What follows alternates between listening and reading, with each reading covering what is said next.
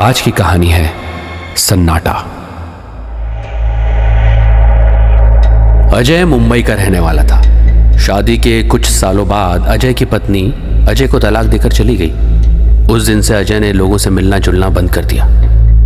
उसने अपना घर बेचकर एक वीराने में घर बना लिया जहां वो अकेला रहता था। उसके घर से ठीक कुछ ही दूरी पर एक क्रिश्चियन कब्रिस्तान पड़ता था। यूं कहा जाए कि अजय ने अपना घर ही कब्रिस्तान में बना लिया था तो गलत नहीं होगा। लेकिन पिछले कुछ दिनों से अजय को वहां पर थोड़ा अजीब सा डर महसूस होता था और उसने अपने इस डर के बारे में कब्रिस्तान के चौकीदार डेविड से भी पूछा।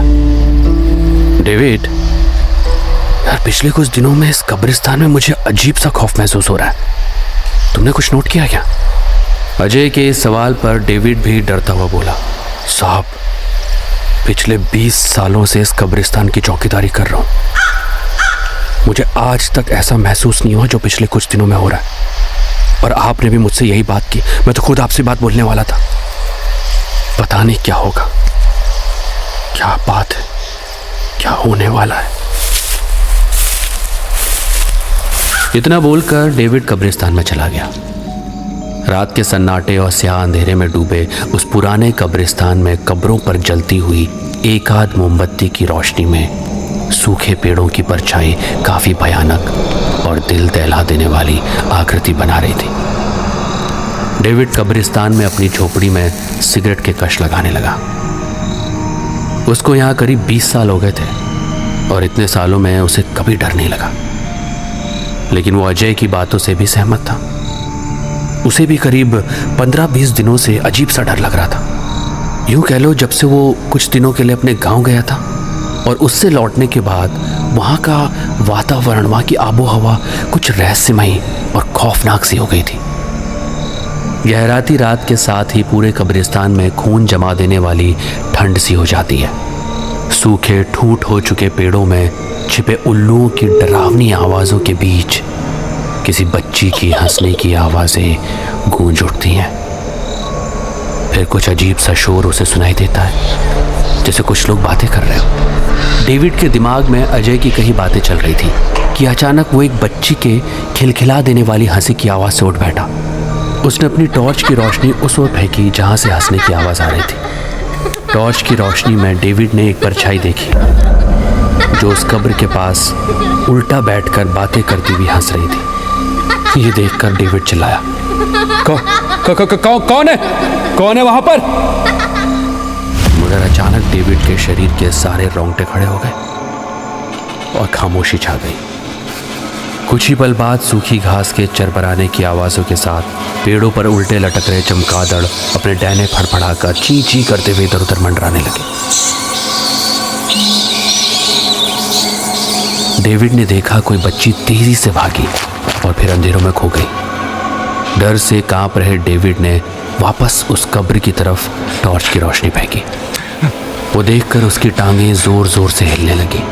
उसने देखा एक बिना धड़ की लाश जिसका एक हाथ और एक पैर भी नहीं था वहां पड़ी हुई थी। अचानक डेविड का सर घूमने लगा और वो वहीं बेहोश हो गया। सुबह उठने पर वो लड़खड़ाते हुए कदमों से उस कब्र पर गया जहां रात उसने कटी फटी बिना धड़ की लाश और किसी को बैठे देखा था। ये कोई नई कब्र थी।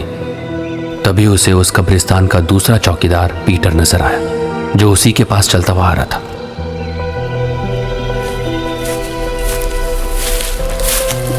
पीटर, जब मैं यहां नहीं था तुमने किसी मुर्दे को दफनाया था क्या? नहीं डेविड, तुम्हारे जाने के बाद यहां किसी को नहीं दफनाया गया। अच्छा, ये बता तूने कल रात किसी बच्चे के रोने की आवाज सुनी क्या? यार डेविड, कल रात तो मैं यहाँ था ही नहीं। जब मैं यहाँ नहीं था तब पहले तूने किसी बच्चे के रोने की आवाज सुनी थी? अरे यार डेविड, तुझे कितनी बार कहा थोड़ा शराब कम पिया कर, कम पिया कर। ये सब ज्यादा नशा करने का असर है डेविड, सुधर जा बेबी। इतना कहकर पीटर वहां से चला गया। मगर भयभीत सा डेविड किसी अनहोनी की आशंका से कांपता सीधे अजय के पास गया और रात की सारी घटना उसने अजय को बता दी। अजय सोचता हुआ बोला, डेविड, मुझे तुम्हारी बातों पर यकीन है और शायद इसी वजह से कुछ दिनों से मुझे भी अजीब महसूस हो रहा है। लेकिन अब सवाल यह है कि हमें करना क्या चाहिए। सब मुझे लगता है हमें यह सारी घटना पुलिस को बतानी चाहिए। नहीं डेविड, पुलिस इस मैटर में कुछ नहीं करेगी। पहले तो हमारी बात पर यकीन नहीं करेगी। अच्छा सुनो, आज रात कब्रिस्तान में मैं भी तुम्हारे साथ रहूंगा, ठीक है? अजय रात में डेविड के साथ रुक गया और वही अचानक उस बच्ची के हंसने की आवाज आने लगी। दोनों ने छिपकर जो देखा वो देखकर उनके खून जम गया। ठंड की सिरन भरी लहर उनकी रगों में दौड़ गई। सामने का दृश्य दिल दहला देने वाला था। वहां कब्र खुली पड़ी थी और उस खुली हुई कब्र में टुकड़े टुकड़े में कटी हुई 3 लाशें पड़ी थी। आगे का दृश्य और खौफनाक था। वो बच्ची अपने हाथों में बड़ी सी सुई लिए लाशों के कटे हुए हिस्सों को सिल रही थी। इस हौलनाक दृश्य को देख अजय की चीख निकल गई। रात के उस गहरे सन्नाटे में चीखने की आवाज से उस बच्ची ने अपना चेहरा घुमाया और पलक झपकते ही भागकर अंधेरे में गुम हो गई। ये देख डेविड और अजय वहां से डरते हुए भागने लगे। अचानक डेविड पीटर से टकरा गया। अरे डेविड! अजय सर, आप लोग ऐसे कहां भागे जा रहे हैं रात में? और इतने डरे हुए क्यों लग रहे? क्या देख लिया आप लोगों ने? अजय ने एक ही सांस में सारी घटना पीटर को बता दी। सर यहाँ से कुछ ही दूर पर वो चर्च है ना, हम वहाँ चलते हैं। फादर डिसूजा से मिलना चाहिए हमें, जल्दी चलिए। कुछ ही देर के बाद वो सब फादर डिसूजा के पास पहुँच गए। फादर उनकी बात शांति से सुनते रहे और उन्होंने अपनी आंखें बंद कर ली और कुछ देर बाद आंखें खोलकर उन्होंने कहा, चलो मेरे साथ। कुछ देर के बाद फादर और वो सब उसी कब्र के पास खड़े हो गए। फादर कुछ पढ़कर चीख कर बोले, सामने आ जाओ। फादर ने ये कहा ही था कि 10 साल की बच्ची अचानक से हंसते हुए उन सबके सामने आकर खड़ी हो गई। बोल, कौन है तू और इन लाशों के साथ क्या कर रही है? कौन लगते हैं तेरे? उस बच्ची की हंसने की आवाज पूरे कब्रिस्तान में गूंजने लगी और फिर उसने कहा, मेरा नाम है जेनी। एक दिन जब मैं स्कूल से वापस आई तो मैंने देखा मेरे पापा और पड़ोस की हिना आंटी दोनों मिलकर मेरी मम्मी को चाकू से मार रहे थे। मेरी आंखों के सामने पापा ने, हिना आंटी ने मेरी मम्मी के टुकड़े टुकड़े कर दिए और लाश के टुकड़ों को इसी कब्रिस्तान में आधी रात को दफना दिया। और मेरे पापा ने मुझे भी मारने की धमकी दी थी। मैं ये सब देख के बहुत डर गई थी। उसके बाद हर रात मेरे सपने में मम्मी की लाश दिखती है। वो मुझे उठाकर कब्रिस्तान लाती है और फिर मैं यहाँ बैठकर सुई से मम्मी को सिलती रहती हूँ। और देखो, मैंने अपनी मम्मी को पूरा सिल दिया। और पता फिर क्या हुआ? एक दिन मम्मी की सिली हुई लाश हमारे घर आ गई। घर में मैं, पापा और हिना आंटी रहते थे। मम्मी ने हिना आंटी को भी ठीक वैसे ही मारा जैसे उन्होंने मम्मी को मारा था। उनके टुकड़े टुकड़े कर दिए मम्मी ने। उसके बाद पापा की बारी। मम्मी ने नोच नोच कर उन दोनों के छोटे छोटे टुकड़े कर दिए।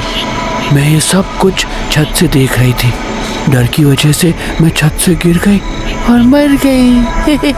लेकिन मरने के बाद भी मैं हर रात यहाँ आती हूँ, पापा और आंटी की लाश को सिलती हूँ।